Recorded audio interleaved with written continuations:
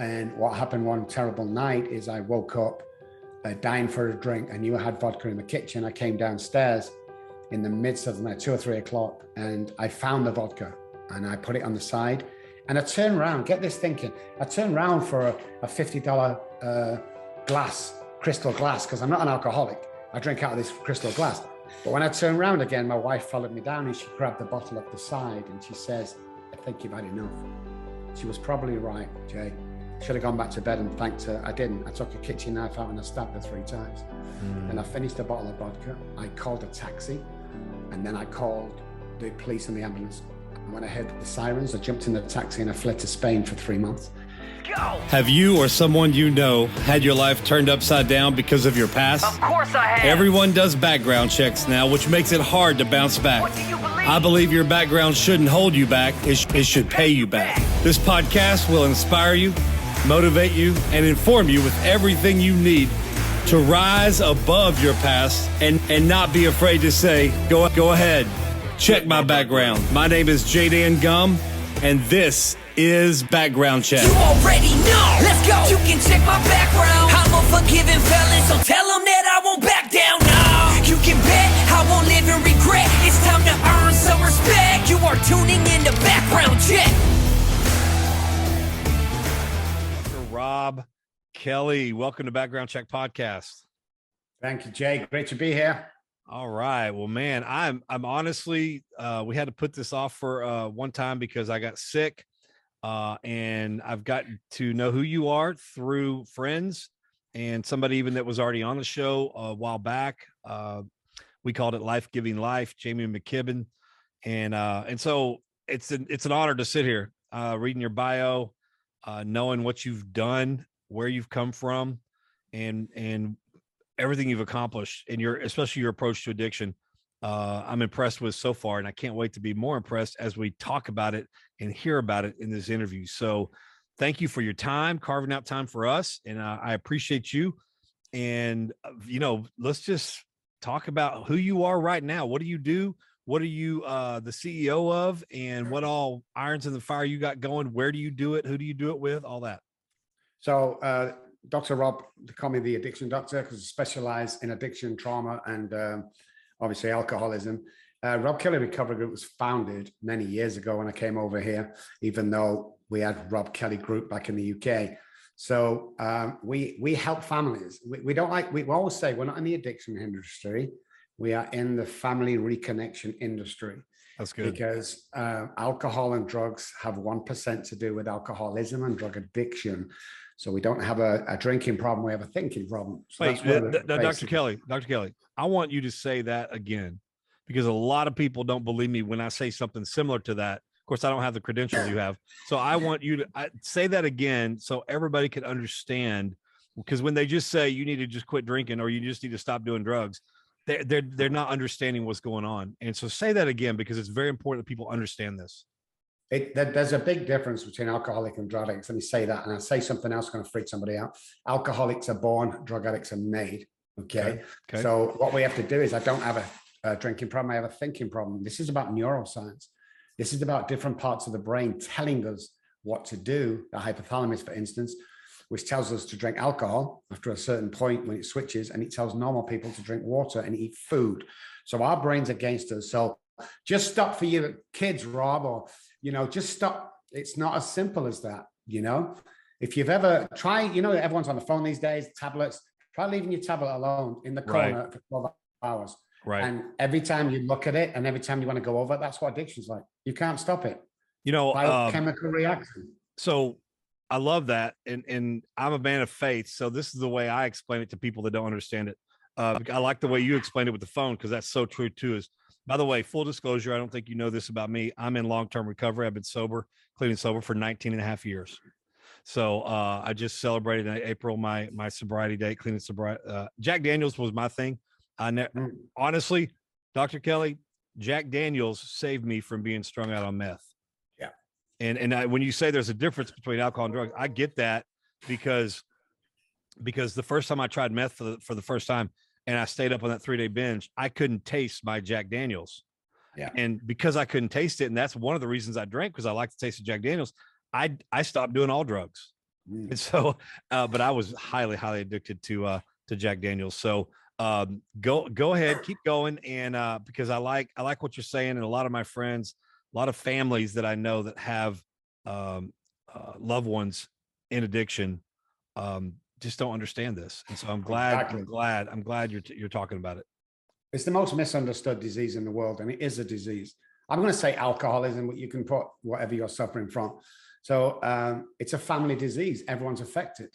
The selfish alcoholic will say, well, I'm not hurting anybody, really. Have you seen the distraught wives? Have you seen the crying kids? Have you seen the work? Your friends, your loved ones are in panic and pain over what you're doing on a daily basis, but we have to look at the addictions has laid down in the brain, because again, I infected everybody I come across, period, with my alcoholism. Yeah. But you can't just stop drinking. You can't stop using it. It doesn't work like that. This is all, again, neuroscience, and it affects the family. So we did some tests.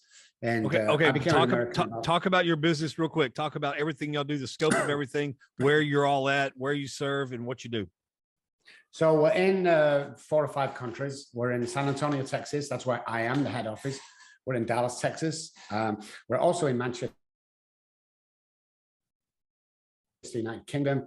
We're also in Mallorca in Spain, and we're also over there in Switzerland. Wow. So 4 or 5 offices. And we're a telehealth company only, unless you live in the neighborhood. Okay. So all this is done via telehealth. We've been doing telehealth for 8-9 years now. Not just overnight, everybody became a telehealth provider. It doesn't work like that. Yeah. I went back to school to get a second PhD in behavioral science to be able to do what I do. So work with the family. If we take the patient on, we have to take the wife and anybody over the age of 18 on. If they refuse or the wife refuses, we will not take the patient. Now talk about why that's important. I know why it's important, but the average listener who's a family member of an addict or an alcoholic do not understand the importance of that. Yeah, well, if you look at, we did tests on soldiers coming back from Afghanistan, and we did tests on wives of alcoholics who live in the house when the alcoholic is rampant, and the PTSD signs were both the same, identical with the trauma that they suffer. So again, the wife often says to us, well, I've got nothing to say about him. I just don't want to speak to him. And our reply is, this isn't about him. It's about you. They go, well, I've got nothing to do with it. His disease, really? So you stayed in this household where he's punched you in front of the kids, where he's punched one of the kids in a blackout, and you say you've got no trauma. What's going on here? And so we work with the close families. We rebuild families as what we do. Because again, I'm going to keep saying this, alcohol is not the problem. It's what 1% to do with alcohol. It's not the problem. What is the problem is the way I think, therefore behave. Yeah. So it's really important that we get family involved.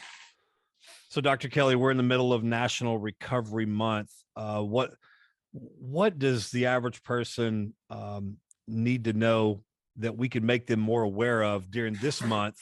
What is something, you've already said a few things, but what is something that that the average person, how they can be made more aware of what addicts and alcoholics go through so that they can be more of a help? Maybe they don't have a family member, but maybe they just want to help and serve in some way. But it would be better if they knew this about recovery first. Well, first of all, it's not a choice. That's one of the myths. It's a choice. It's not a choice. Once you cross over the line of alcoholism and drug addiction, it's not a choice. And secondly, you have to realize that 80, 90%, maybe 95 people that come to me with a heroin addict started in the doctor's office. So all these things are happening. Dialogue and research. If you think you know about addiction, you don't, unless you work in the industry. Real delve into it. If you really want some good information, we have a bunch of girls there that no charge, just call them. They'll explain to you what's going on. Just visit the website, which we'll give out later. Yeah. But it's information and knowledge. That's how you can help. And if you have a loved one, a son or daughter or husband or wife, look for the signs. The signs are they get unkempt, they don't turn up for family dinners like they used to. They're in bed all day, they become lazy. People always say, well, I can't search my son's room because, search his room. Yeah. I would rather you search his room and he get annoyed than me hearing of his death and you preparing for his funeral. If you suspect, it's all about education, education, education in this industry. Man, you definitely said a mouthful. Now, how long have y'all been in existence? How long as a business? Over here for 15 years, in total about 27, 28, 29 years, I think. Okay, so you mentioned that you just became a American citizen. Congratulations. What, 16 months ago, like you said? Yeah, 16 months ago. Yeah. So how long have you lived over here in the States? 15 years I've been here. 15 years. Now, why did you already have a family then? Were you single? What moved you from where you were to here? Great story. Somebody heard from me from Dallas, Texas, Plano, just outside Dallas, a church, huge mega church. And they asked me to come over for 2 weeks and do some seminars for the youth, because it was a big crack cocaine area in Plano. And that's why I did. I came for 2 weeks, and I have a big spiritual backing. Loads of things have happened to me. And as soon as I stepped on the floor at BFW, I knew I was never going to go home again. Wow. And I never did, not to live. I visited many times, but I knew that my work was here. And I knew that, I asked God for lots of things. I asked God for an audience. One of my shows went out to 18 million people. It's all about doing God's work for me. Yeah. And I know people at home going, oh my God, talk about God. There's 27,000 gods. Just pick one if you want to get well. It's not a big thing. It's a personal. Pick your own concept. Yeah. Yeah. Cause I mean, part of it has to be a spiritual journey that you're on too. I've seen lots of people try to avoid the spiritual side of recovery, and they do for a while. But I mean, when you're talking the long-term recovery people that have been in it for a long time, they'll never deny that there's a spiritual part of the journey. So let me give you this information. Once you have a spiritual awakening, which is a conscious contact with God, a relationship, not a belief or knowledge, and you have a psychic change, which is just a change in your pathway direction, your DNA changes. Yeah. And why is that important? Because that big book I love so much says the same man or woman will drink again. You have to be reborn. You have to have this change. So I don't know. You might guys listening, you may know, I don't know of a atheist that's a real alcoholic that's alive today. I just don't. Yeah. It's very important. Let's talk a little bit about more what you've done. You've been on so many, you've been around everything. You've been on big shows all across the nation. You're known as as a recovery coach or whatever for the celebrities. Is that right? Yeah, psychologist and recovery coach. If we cross state lines, I can't practice psychology. So if you can talk about that, or think about anybody in the last 10 years who you are famous household names that's had addiction and got well, they've probably come to us and we've got them well.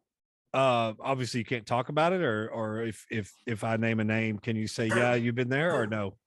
Not really. Only person I can mention on air is Eddie Van Halen came to me, and he's a great guy, but I didn't know who he was. So when he came to me in the airport and he went, Dr. Robb, I said, yeah. He said, I'm Eddie. Oh, good. I'd only been in the country for about 3 months. I didn't know who Eddie Van Halen was. I didn't know who Van Halen was, to be honest.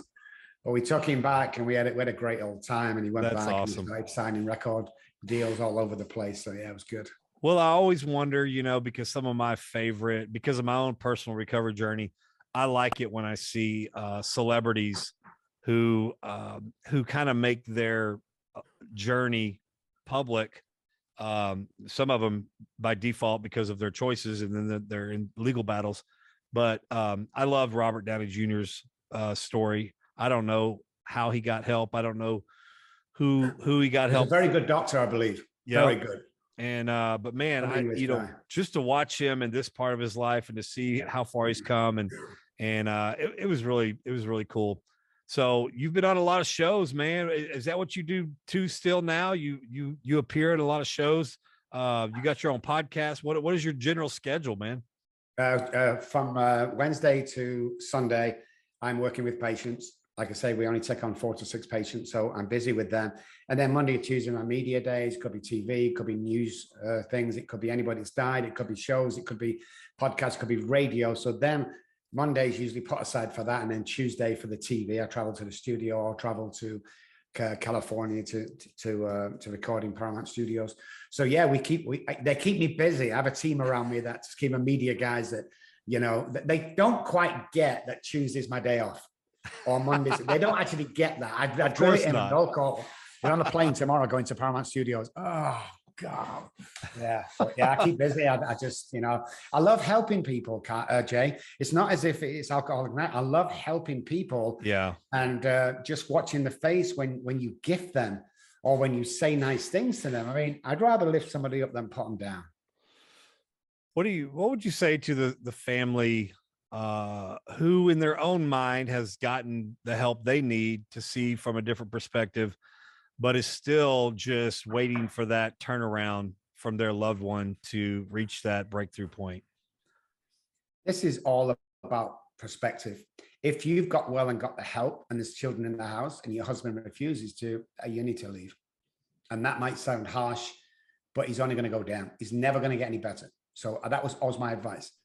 One of my things in life, you don't get on with your husband, get a new husband. You don't like your job, get a new job. Well, it really isn't that easy. It really is. Yeah. I went to bed last night, Jay, I was 19. I got up this morning, I was 61. That's how fast life goes. Wow. You don't look 61. You look great. You look great.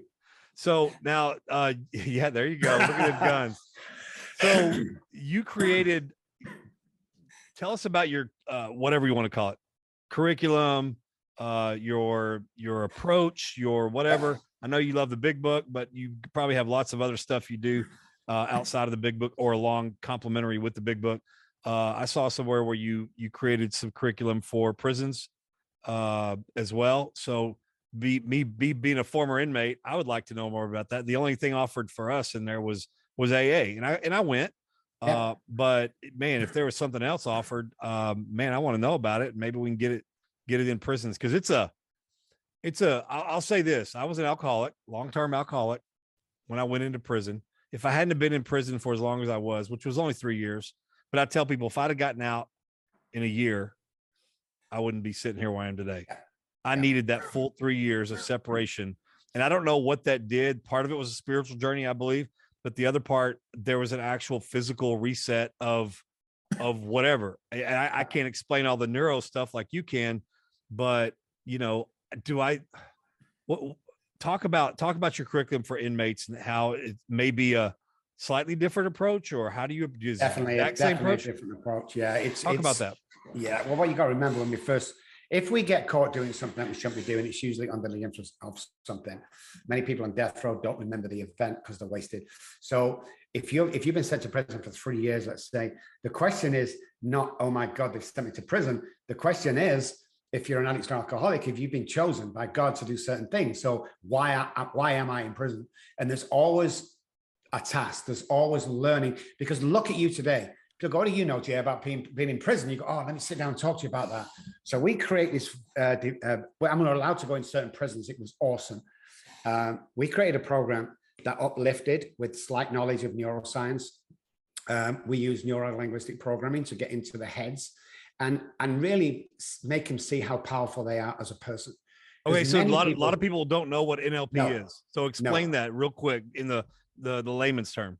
Okay, so neuro, obviously the head, language, when we speak to each other.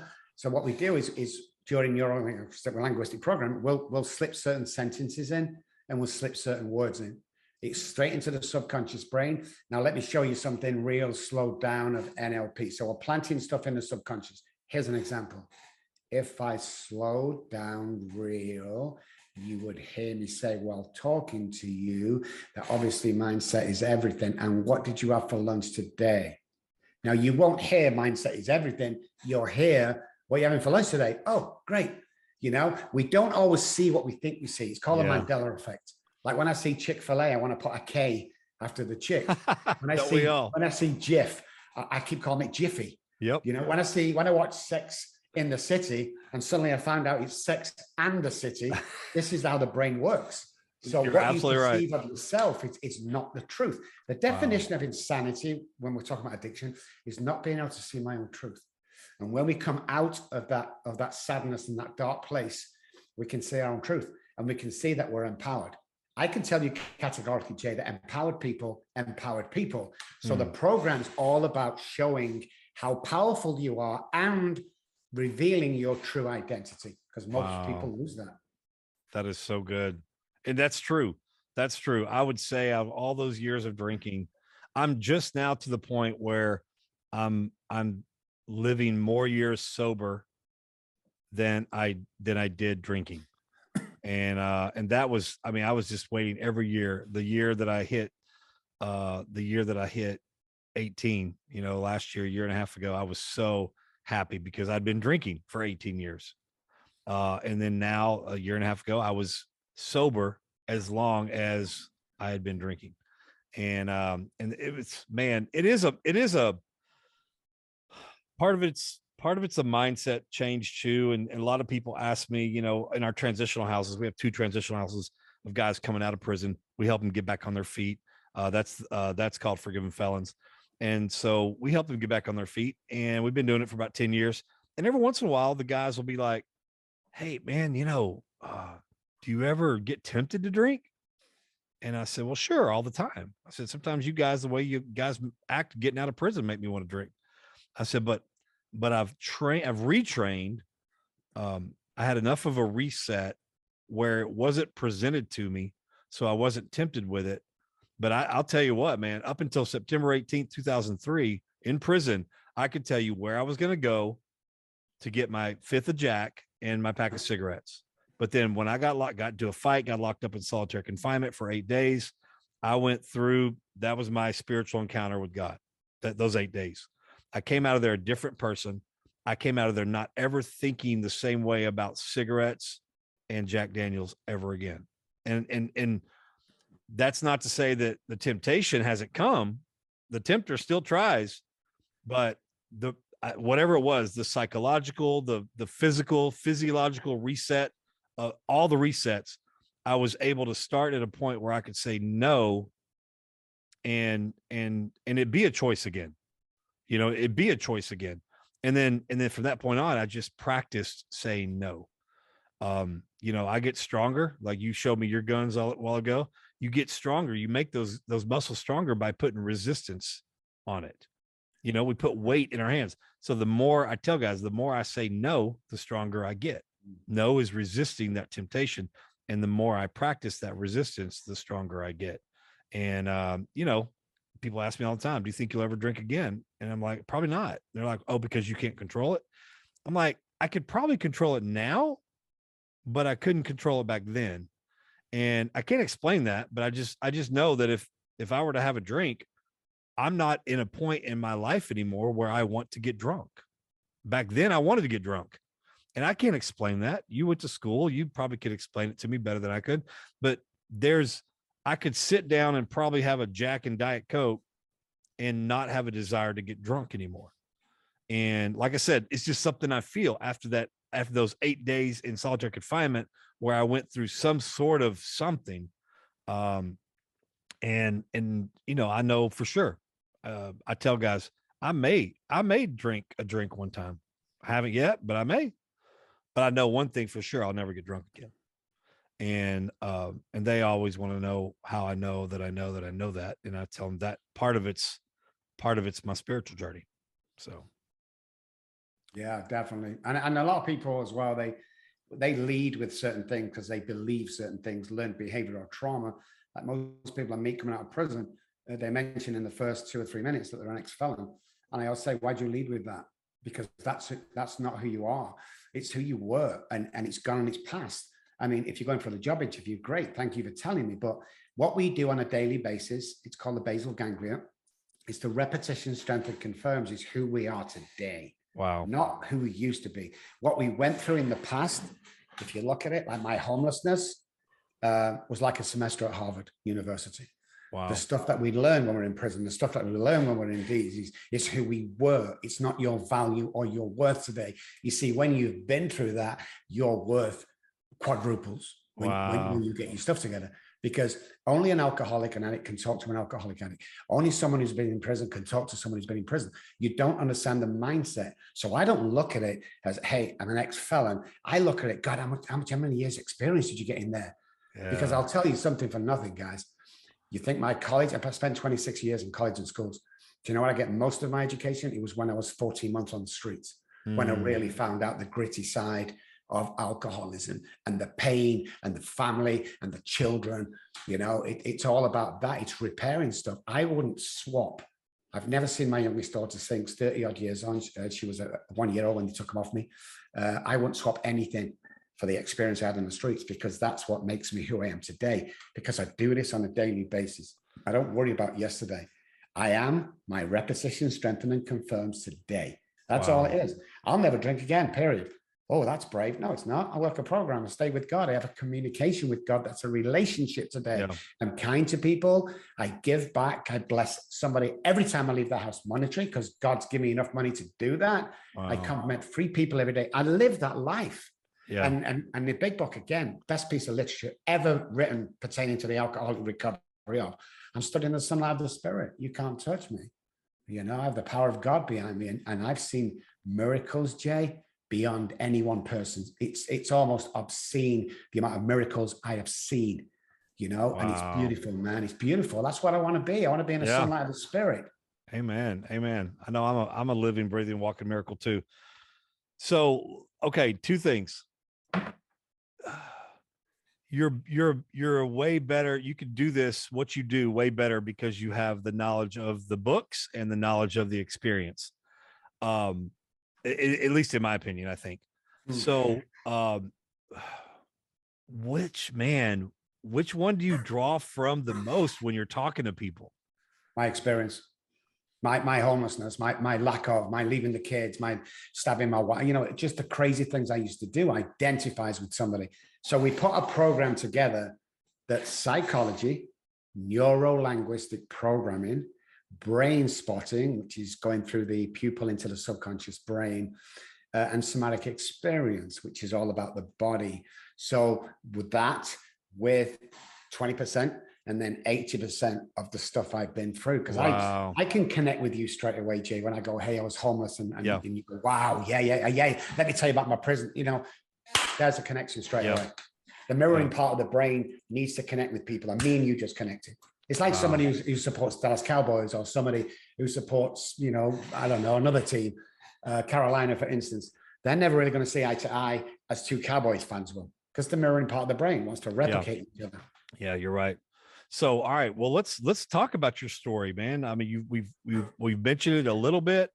It is what that experience is what caused you to write the book, Daddy, Please Stop Drinking. So let's talk about the book. Let's talk about your experience, and man, let's encourage people with your experience. Awesome, man. Well, I started drinking at the age of 9. I was a musician with a musical family. Took my first drink in Liverpool, in England, and it kind of went from there. It was my best friend. It gave me confidence. Everything was good. You know, I went through high school, and we had a drinking every Friday and Saturday with the band, 10, 11, 12, 13, 14, 15. I was in bands. Wow. And nothing was wrong. Everything was great. You know, mom was an alcoholic, though we didn't know it. Uncle was an alcoholic, didn't know it. There's always alcoholism in your family, by the way. Yeah. If you think for a second, if you go back in your family and check and there's no alcoholism, you probably abuse of alcohol. You abuse alcohol. It's a different ballgame completely. Wow. So went to Strawberry Studios as a bass guitarist, session musician, making tracks for TV and radio commercials. And then got an audition at Abbey Road. I had 7 auditions at Abbey Road for a job. I was 16. They were 34, 50s, seasoned bass players. This is why we're geniuses, guys. And got the job. So started playing with all these top great guys, Elton John, Freddie Mercury, you know, Bowie, doing tracks for all them guys, living the dream, driving the Porsche, you know, drug, drink. And then it started to get out of control. And what happened one terrible night is I woke up dying for a drink. I knew I had vodka in the kitchen. I came downstairs in the midst of the night, 2 or 3 o'clock, and I found the vodka and I put it on the side. And I turned around, get this thinking, I turned around for a $50 glass, crystal glass, because I'm not an alcoholic. I drink out of this crystal glass. But when I turned around again, my wife followed me down and she grabbed the bottle off the side and she says, I think you've had enough. She was probably right, Jay. Should have gone back to bed and thanked her. I didn't. I took a kitchen knife out and I stabbed her 3 times. And I finished a bottle of vodka. I called a taxi, and then I called the police and the ambulance. And when I heard the sirens, I jumped in the taxi and I fled to Spain for 3 months. I only came back when she promised not to press charge, and I got confirmation from my attorney. But when I got home, Jay, she had all the stuff packed and she had my 2 little daughters ready to go. I always remember she said to me, I love you to the day I die, but you're not going to kill our kids. So she went. I got on my attorney. I said, get my kids back for tomorrow. He went to court. Somehow he got them back, ages 1 and 3. I opened the door. I paid him a large amount of money. I put him in front of the TV, and I walked into the kitchen and thought to myself, wouldn't it be great just to have one beer to celebrate getting my daughters back?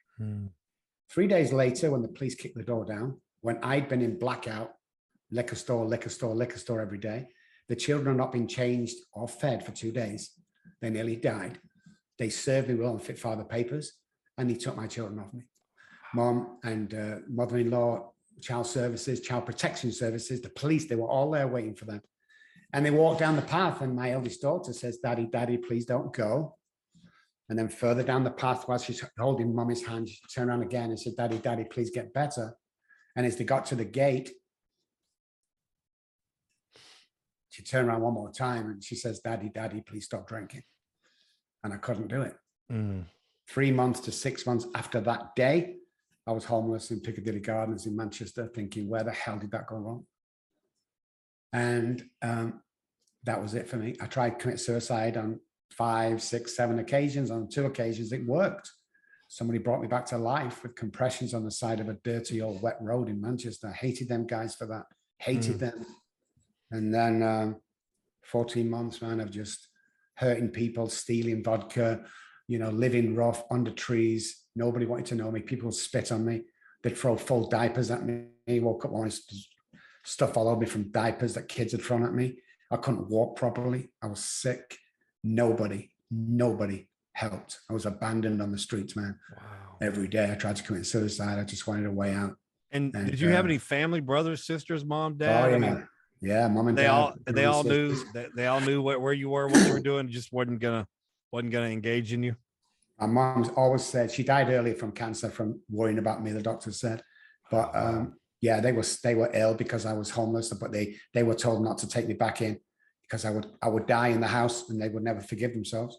So I used to call home and talk about abandonment. I used to borrow $10 or steal, or sorry, 10 pence. I get to the phone box, I put the money and go, hey, mom, and she'd put the phone down straight away.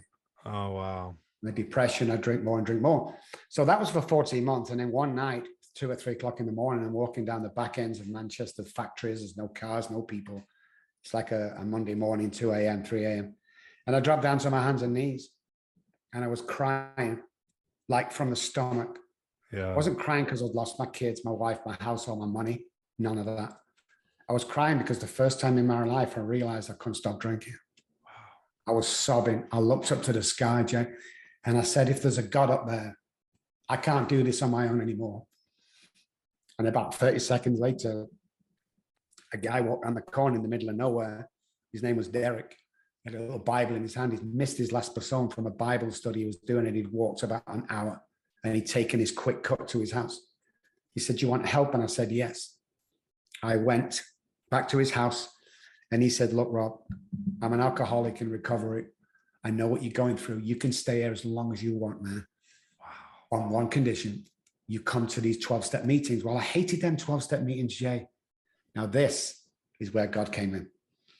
I went to a meeting with him. I hated the meeting. They're all moaning. They're all bragging how much they drank. And this guy opposite me said, my name's John, a recovered alcoholic.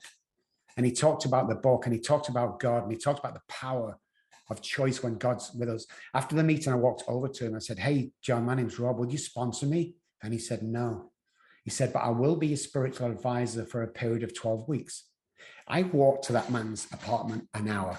I spent an hour with him on a Wednesday night, and I walked back for an hour. We talked about everything. We talked about the power of God. We did the 12 steps. I was recovered. I was an amazing guy. But last night, he told me, things will change, Rob, from tomorrow. I said, John, I'm in this guy's apartment, his house. I'm in the basement on a blow-up mattress. I don't know anybody. How can it change? Trust me, you've been chosen. Went home. Next day, Derek came home. He said, hey, there's a part-time job going at work, man. If you want it, I'll put your name down. Later that week, that turned into a full-time job. The week after, somebody gave me a little car to drive to work and back. After my first check came, probably 2-3 weeks later, I went to the gas station and I bought John a little teddy bear.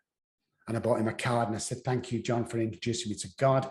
He took the compulsion away to drink, and I walked by an hour back to that guy's house. When I got there, I banged on the door. There was no answer. The right-hand neighbor come out and says, can I help you? And I said, yeah, where's John relocated?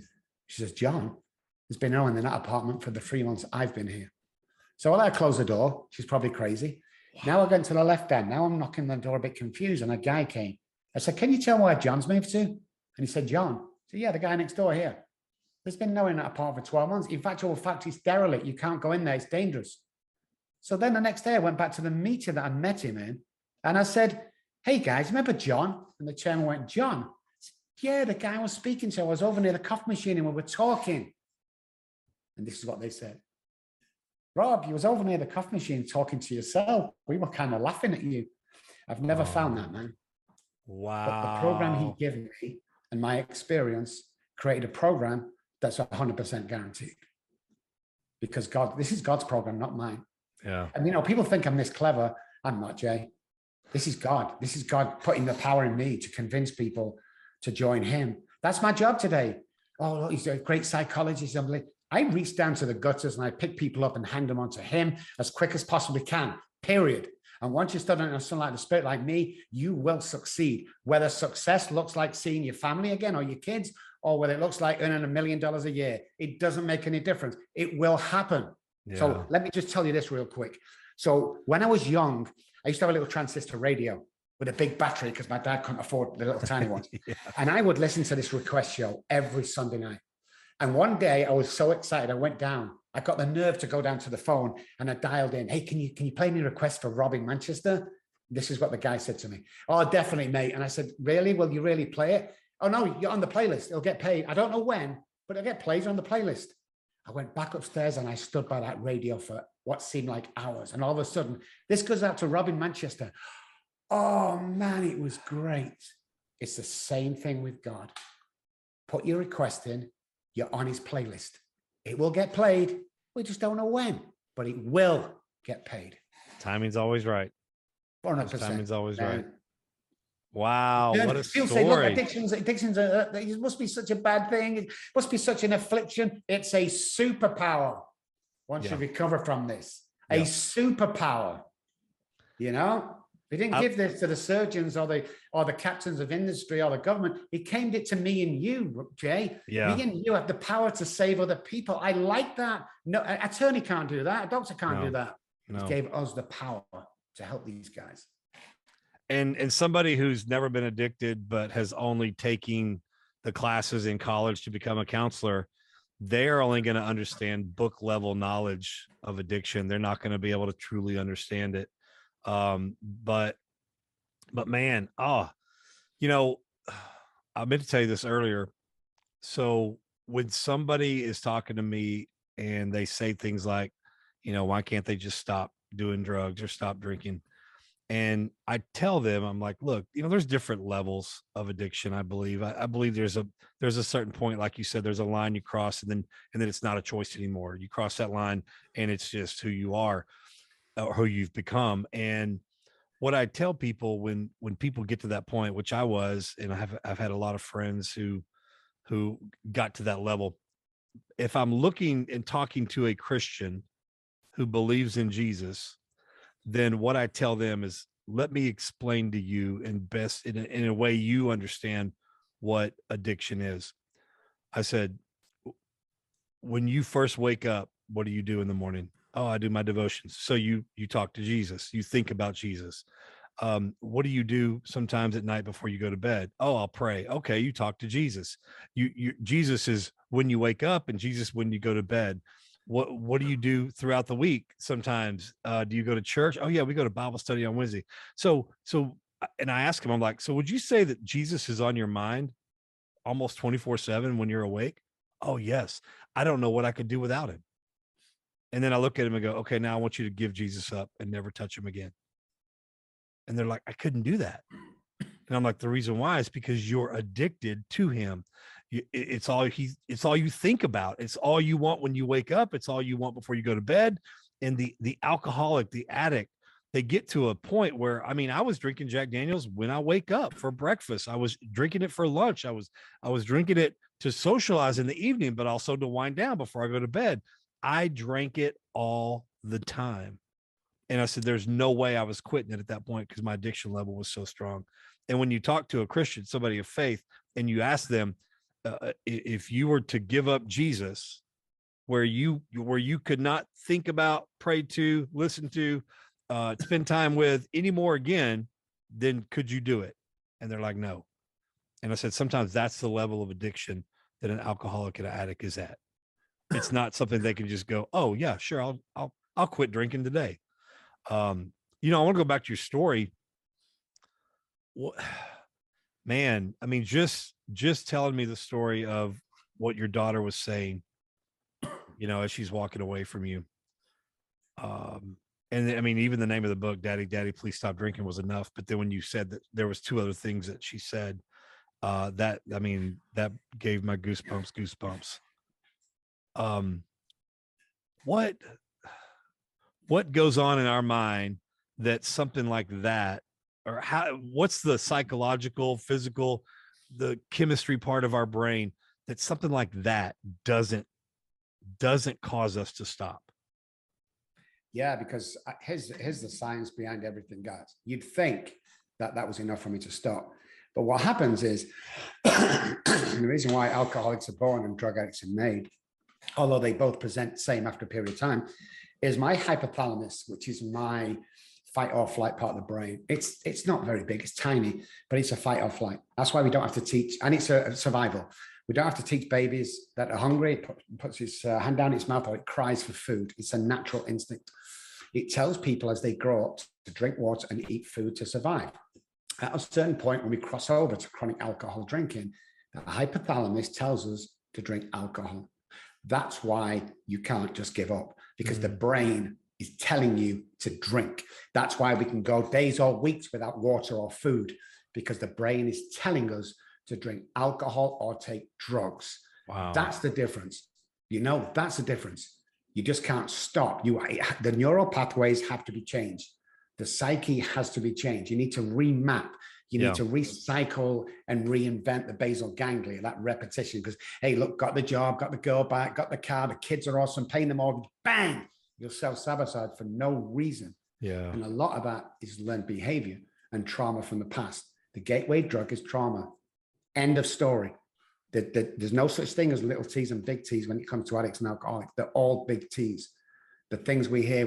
How many times have I told you, Jay, you can't go to college like your brother, you're too stupid. Boom. So when the kids are taking off you, the subconscious brain will flick over to the prefrontal cortex and go, see, I told you, your mom was right. Wow. Piece of crap. Why don't you just give up and commit suicide now? You've ruined them kids' life. And we still can't stop because the brain is telling us to drink. And the basal ganglia is telling us to destroy ourselves, self-sabotage. That's why. So we go on to the bitter end. And even when a solution is shown to us at the bitter end, I don't know, die or I don't know. Because I will tell you categorically, if you were to put a bottle of vodka on the counter in a bar and a gun, and the promise was you can drink all of that, but you have to shoot yourself in the head after you finish, I'd have taken that deal every single time. Wow. Every single time. Because I live in that moment where that vodka goes into my mouth. Yeah. I don't care about the consequence. I don't care about what happens. I don't care about my kids. I don't care about nothing about getting that vodka, because the brain is telling me that's how I survive. Yeah. Eat food? No, I don't have to do that. I'll just drink. Well, that's the problem we have, and lack of knowledge of that. Why can't Johnny just stop for his kids? What are you doing to your wife? We're being told by our brain. It's a knee-jerk reaction. If you go to the doctor and he's testing your knee and you try and hold that back so your knee doesn't jump out, and hold it back and he touches it and it jerks out, that's what we go through as alcoholics and addicts. We do not have control over it. Willpower, it's beyond human aid. We're beyond willpower. That's if you're the real deal. You can't. There has to be spiritual awakening, psychic change, and a DNA change. And if them three don't happen, we're not producing endorphins. We don't train. We don't do anything. One of the 4 chemicals we need. We're not doing any reward systems. So the dopamine's dormant for years. Serotonin, social belonging. Well, we isolate. Yep. So that's gone. The oxytocin, the cuddling, the partnership. Well, that's gone because they're done with your drinking. It's like, no wonder you're depressed. People say it all the time, I'm an alcoholic, Dr. Robb, I'm also depressed. Really? Of course you are. You know, of course you have. What? I have bipolar. Of course you do. You know, alcohol is not about the alcohol. It's the end result. It's the symptom. It's not the problem. You see, I knew what the problem was, Jay, when I started trying to get well. Does anybody have the solution? Yeah. Well, I'm telling you now, the first 164 of that book, of all the reading and studying I've done regarding alcoholism and addiction, which was an extra 6 years at university, the best piece of literature I have ever read pertaining to the recovery of an alcoholic is the first 164 of that book. It's mind-blowing. Mind-blowing. They're talking about neuroscience in 1938 when he wrote it. Right. It's crazy. So you've mentioned a couple of times, alcoholics are born, drug addicts are made. So let's visit that real quick and explain the science behind that. Well, alcoholic is generational. It's passed down. It's hereditary. There's alcoholism in your family if you trace it back. The only problem you get after a few generations is grandfather liked to drink. Yeah, that means he's alcoholic. So you can trace that back. You can't trace drug addiction back as much. Alcoholics are born this way because of the predisposition. So we're born with basal ganglia and the neural pathways and the hypothalamus deformed from the generational, passed down. That's why it's called a disease. I'm allergic to the ethanol in the alcohol. Now, drug addicts have the addicted personality. So they often don't take drugs until whatever age. When they take it, it doesn't set off the allergic reaction that it does with the alcoholic. Though when both taking it at a certain point, they present themselves exactly the same. Alcoholic brain is different to the addicted brain, but the addicted personality comes up. That's what we're spotting. Well, drugs and alcohol, all I said, they're not the same. It's the ethanol and the allergy that drug addicts don't have. Wow. That's the difference. And again, going back, Jay, that's the education that we need to understand. And that's what we've been trying to do for the last 15 years, educate people. All right. So now I have a personal question. What does excessive, I mean, I started drinking at 13. I took a few years off where I slowed down in high school, but then once I went to college, I started back up. I took a 2-year break from 95 to 97 to avoid going to prison. But after 97, from 97 until the day I got thrown in jail and never came out, I was drinking. I mean, I got 5 DWIs. I could have probably gotten about 1,000. I'm like, I guess my question is, I sometimes can't remember parts of my childhood. Does excessive drinking do something to brain cells, memory cells, all these scientific parts of the brain? Does it prohibit me from remembering long-term, short-term? I mean, I know I'm just getting old. I'm only 51, but you know, I know the older we get, the harder it is to remember some stuff anyway. But has my excessive drinking from age 13 to 32, did that do permanent damage to my brain? Well, the first answer to that is you can't kill brain cells with alcohol. That's an actual myth. You can't do that. Wow, because that's a big rumor, man. That's big huge. It doesn't kill.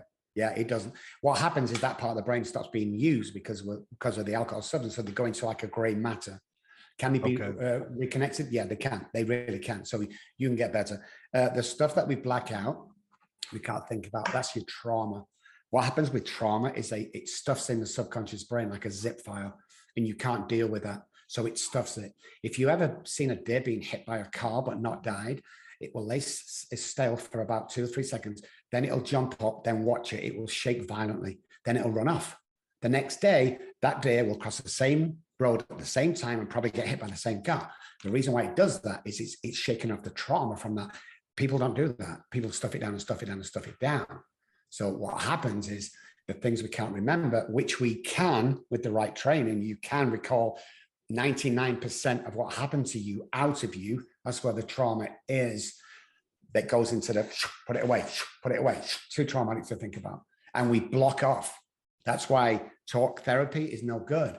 You have to use tools like brain spotting. So, but sometimes even my brothers and sisters will be talking about fun things and vacations and activities that were fun, not necessarily traumatic, but I have no recollection of them. So is it, whether it's trauma or whether it's something fun, does it have the same reaction? For some unknown reason, from trauma, you've stored that away and don't want to deal with it right now. Well, I don't remember certain times that we went on vacation, that we had a great time. But what I found out with lots of trauma work is that my uncle that came to us used to molest me. But I never thought for a second that happened. That didn't happen in my mind. Yeah. But when I went through the trauma with another person, all this came out. So there's a reason why you can't recall under said conditions now. Right. So if you were to go into treatment, then they can pull that out of you, go, oh my God, yeah. And the other thing is, of course, is we're getting old. Yeah. You know, if you get older and older, sometimes a short-term memory, long-term memory kind of stuffs away again. It's hard to recall. Now, any damage that was done to my liver, all those years of drinking excessively, does the body restore itself? Does the liver get better with abstinence? So here's the deal with the liver. There's a 40% mark. That's where the mark is. So you can drink and have scarring. You can drink and have a 30% scarring. You can drink, get 40% scarring. You'll all come back from that. When you get to 41, then you've got cirrhosis. There's no coming back from cirrhosis. It's a death wish. Okay. Well, I'm going to stop drinking now. I've seen people die a year later with cirrhosis, being sober for a year. That's the deal. Once it goes past 40%, you can't repair it. The liver doesn't repair. And that goes for most stuff. And again, we can heal everything inside ourselves by breath work. 10 times, 20 times in the morning. We only use our lungs to 20%, 25% capacity. So listen to this statement, guys. When we live in hypoxia, which is lack of oxygen, which 99.9% of the population does, that's all we breathe. When we take oxygen, when oxygen is present, no disease, no illness, nothing can survive any greater than it is. So if you've got cancer, listen to this, guys, I'm telling you, do your research. Gary Brecker is the microbiologist. Once, say you have, I don't know, stuff with your bones, whatever, it will not grow. Nothing can survive while oxygen is present in your body. Nothing. No illnesses, no aches, no pains, nothing. But we don't breathe like we're supposed to breathe. I always carry my boost oxygen with me, and I take it in 5 or 6 times, 10 times, 30 times a day to get that oxygen around you. And people don't know. So again, education on this stuff, you know? Wow. Okay, man. This whole thing has been very educational and enlightening. Tell us about real quick, the Breaking Through Addiction podcast, and what all we could expect if we tune into that. So we took a little break. We're back again next month, I think. And it's just having normal guests on. We don't do superstars. We've had some on, but I'd rather interview someone with a normal story. The housewives, the workers, the road sweepers, the CEOs. It makes no difference. We just want people to know about education. So that's what it was started. Let's learn more about this addiction. Let's bring it out of the closet, because it's still a damaged disease. Oh, he's a drug addict. People whisper when they say, oh, he was an alcoholic. Why are you whispering? It's a disease, man. You can't help a disease. So that's what it was for. We'll be back next month. Just follow my Facebook and you'll see what I, but I want to, if you got no more questions, I want to do one more thing though. Yeah, okay. Go for it. Listen, guys, if you're sat at home now and you're thinking that you're not good enough, or you'll never amount to anything, and you're just a waste of time, I want to apologize to you guys, because somebody's put that there. We're born with $1 million minds. Stop hanging around with 10-cent minds. So if you're sat there in that position with suicide on your mind, for instance, or just so depressed you can't get up for your kids, I want you to call me and I will give you a 5-minute pep talk that will change your life. And if it doesn't, I will send you $100 for the courtesy of calling me. 214-600-0210 is my personal cell phone. I'm obviously going to be busy. Always text me first, because I can actually talk when I'm online with somebody. But I will definitely call you back, and I will give you 5 to 10 minutes. Never going to cost you anything, but I'll change your life. That's what I do. I've saved lives. That's awesome, Rob. It was really interesting, because I always end with send a message of hope to whether they're inmates in prison or whether they're people out here in the prison of addiction, send a message of hope. And you already did that. So thank you. And we're going to put all of your information, that telephone number, your website, all your social media, Twitter, LinkedIn, everything, Instagram. We'll pull all that on the show page with your awesome pictures as well. You wear some great clothes and have some great looks. So I love it. And so thank you so much for your time. Thank you for the education, the inspiration, the motivation, the challenge to people who actually need some encouragement, to give you a call. Again, this is September, National Recovery Month. I don't even know how long we've been doing acknowledging National Recovery Month, but I'm glad that we do, because I think there's just been a lot of people, over the years. Yes, he needs help, but I don't go get help from somebody else. I don't want to help him. And I think the most important thing that you say is it's a family deal. A lot of people, a lot of wives will call me and go, "Can you help my husband?" I'm like, "Well, no, I can help you both." He can't be the only one getting help. You've got to get help through this. Well, I don't do anything wrong. I don't drink. It's not about whether you drink or not, because like you said, it's only about 1% of the alcohol, is about the alcohol. And so thank you so much for taking the time to come on and sharing with our listeners. We appreciate you. You got anything coming up in National Recovery Month? You're doing anything? You're traveling and speaking, or anything that anybody needs to know about?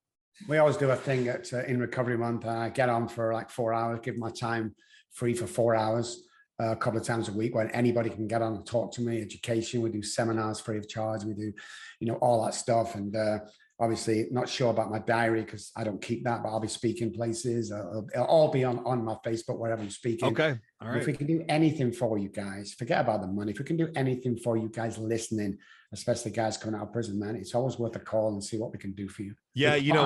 Put our money where our mouth is. We before we started recording, everyone, we talked a little bit, and Dr. Kelly, I want you to I know you said a lot of people don't know about a lot of the good things you do, and that's probably by design, and that's okay. But just talk about all those things that you said that you guys do, and you help people, especially coming out of prison and all that. Yeah, we'll aid financially wherever we can. So what we do get is we get wives or fathers that are trying to get custody of the kids for weekend, or see them once a week or something. We will pay for that. We will try and help you with court costs, with anything we can. If you're going for an interview, you've not got a suit, we'll buy you a suit. Anything that we can do. We're blessed enough to be able to do that. We do loads of charity stuff. We give $150,000 back into the community last year. And if you're ever stuck, we just try and help. That's what we're in. We're trying to help people. We're trying to be honest and kind and loving. And obviously, I'm like a bit of a celebrity. I hate that word, but I'm a public figure. But I want to show you that my feet is still on the ground and I'm still in the trenches. That's so good. You call this company, and 9 out of 10 times, I'm going to answer the phone if I'm in the office. And people are freaked out. I will never not answer the phone to you guys. Never. Wow. Wherever possible. Because I want to leave you with this. Everybody's neural pathways are already in the head. So success, to wealth, to anything you want to be. What I do is connect them. Once it's connected, you can do anything else in the world. You are empowered. And let me tell you this, here we go. Empowered people empower people. Amen. Amen. So good. We're going to end with that. Again, we'll put all your information on the show page and some pictures. And thank you so much, Dr. Kelly, for, and listen, if you're going to the website, it is ROBB, Rob with 2 B's, and Kelly with no E on the end, KELLY, robkelly.com.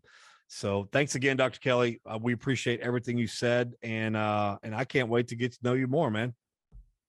Thank you, Jay. It's been an absolute pleasure. Thank you so much.